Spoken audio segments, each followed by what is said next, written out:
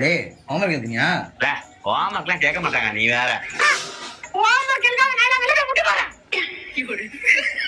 இன்னைக்கு நடத்தின படம் ஹோம்வொர்க் எழுதிட்டு வரணும். நாளைக்கு கண்டிப்பா செக் பண்ணுவேன். ஹோம்வொர்க் எழுதுறோம், நாளைக்கு டீச்சர்ட்ட நல்ல பேர் வாங்குறோம். மச்சான் சொல்றா, நீ எழுதுன ஹோம்வொர்க் கொஞ்சம் அனுப்பிச்சு விடுறா. டேய் ஹோம்வொர்க்லாம் எழுத வேணாம்டா. ஏன்டா டீச்சர் நாளைக்கு லீவுடா? என்ன சொல்ற, லீவா? ஆமா மாப்பிள்ள, நாளைக்கு ஏதோ ஃபங்க்ஷன் போறாங்களா டீச்சரு. அப்ப சேர்றா.